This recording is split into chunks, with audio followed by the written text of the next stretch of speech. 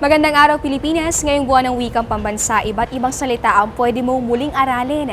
Katulad ng habagat o yung southwest monsoon, ito po yung warm and moist air na nagmumula sa Indian Ocean na sa ngayon, bagamat humina ay nagpapaulan pa rin sa ilang bahagi ng ating bansa. Narito ang forecast mula sa Pag-asa. Maulang panahon pa rin ang iiral sa Kalayaan Islands, Calapan at sa Rojas, kaya magdoble ingat sa inyong pagbiyahe. Maaraw naman sa Cabanatuan, Nueva Ecija at sa Dumaguete. Sa Catbalogan, General Santos, Tagbilaran at Surigao, pabor din ang pangkalahatang maaliwalas na panahon, pero paghandaan lamang ang isolated rain showers and thunderstorms. Kung kayo naman ay nasa Dipolog, magdala ng panangga sa mahihina hanggang sa katamtamang mga pag-ulan. 23 hanggang 33 degrees Celsius ang temperatura sa mga lugar na ito.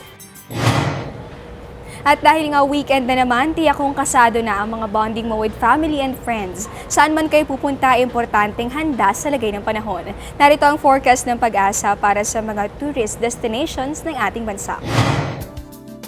Sa mga bakasyonista ng Vigan, Puerto Galera at Anilao, paghandaan na may hina hanggang katamtamang ulan. Kaya naman, magdoble ingat sa inyong pagbiyahe. Mas magandang panahon naman ang iiral para sa mga magbabakasyon sa Banawe at sa Taala.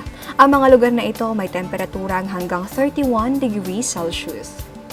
Sa Naga City at Camiguin, fair and warm weather naman ang inaasahan. 32 degrees Celsius ang maximum temperature. Sa El Nido at Boracay, pwede rin namang mamasyal, pero mag-ingat lamang dahil posible ang isolated rain showers and thunderstorms.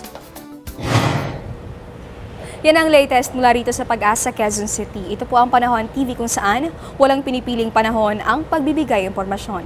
Ako po si Desiree Jonio. Magandang araw po sa inyo at balik muna tayo sa studio. Ang bahaging ito ay hatid sa inyo ng Air 21. Sagot ko, padala mo.